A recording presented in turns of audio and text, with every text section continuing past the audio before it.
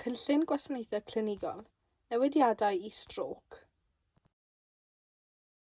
Mae Strôc yn un o'r 9 gwasanaethau sydd wedi'u cynnwys yn ein cynllun gwasanaethau clinigol. Mae'n gwasanaethau yn fregus ac mae angen newid.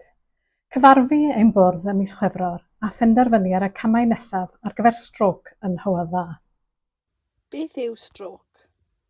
Mae Strôc yn gyflwr meddygol difrifol sy'n peryglu bywyd sy'n digwydd pan fydd y cyflenwad gwaed i ran o'r ymennydd yn cael ei dorri i ffwrdd. Pam mae angen newid Strôc? Ar hyn o bryd mae unedau Strôc ym mhob un o'r 4 prif ysbytai, Bronglais, Llangwili, Tywysog Philip a Llwynhelig. Fodd bynnag, nid yw'r gwasanaethau yn bodloni safonau clinigol. Does dim staff arbenigol 7 diwrnod yr wythnos, na digon o staff arbenigol i'w cefnogi. Mae hyn yn arwain at ganlyniadau cleifion nad ydynt mor dda ac y gallent fod.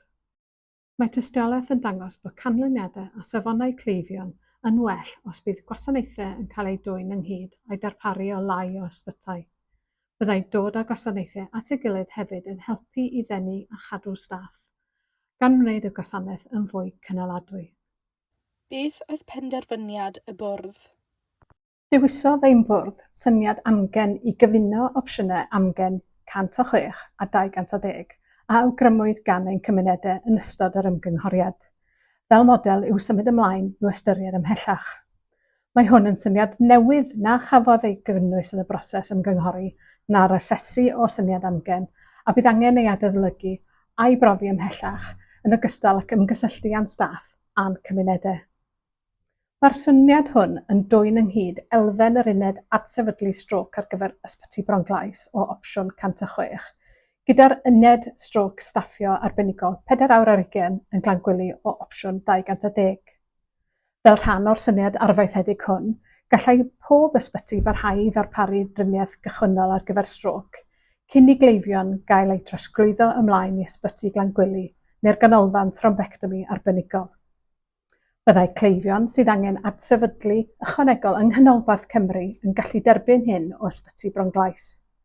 Mae'r syniad cymunol yn newydd ac mae angen ystyriaeth ofalus, cynllunio busnes manwl ac ymgysylltu pellach ar cyhoedd. Sut fydd hyn o fydd i gleifion? Mae angen i ni wneud mwy o waith i ddeall effaith y syniad newydd hwn ar ein cleifion. Byddwn yn gwahodd aelodau o'n cymuned i rannu ei barn gyda ni drwy gyfnod yn cysylltu ac yn helir yn ddiweddarach eleni, cyn i ni benderfynu ar y model terfynol ar gyfer gwasanaethau Strôc yn Hywel Dda. Beth sy'n digwydd nesaf? Dros y misoedd nesaf, byddwn yn asesu'r syniad newydd hwn ac yn ymgysylltu â chi ar yr hyn mae'n olygu i gleifion sy'n defnyddio ein gwasanaethau yn Hywel Dda.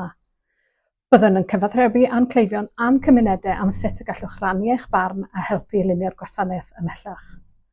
Mae'n bwysig cofio os ydych chi'n meddwl eich bod chi neu anwylyn yn cael Strôc i ffonio 999 am help. Nid oes unrhyw newidiadau i'r gwasanaethau ar hyn o bryd a dylech barhau i gael mynediad at ofal a chymorth yn yr un ffordd a nawr. Yn fyr. Yn fyr, rydym yn edrych ar syniad newydd ar gyfer gwasanaethau Strôc ac mae angen i ni asesu'r syniad cyfunol newydd i wneud yn siŵr ei fod yn bodloni ein gofynion, ymgysylltu â chi i ddeall eich barn a sut y gallai'r syniad newydd effeithio arnoch, a sicrhau eich bod yn dealu 999 os ydych chi'n meddwl eich bod chi neu anwylyn yn cael Strôc. Ewch chi'n gwefan i ddysgu mwy. https:// bywyd.gig.cymru/cynllun-gwasanaeth-clinigol/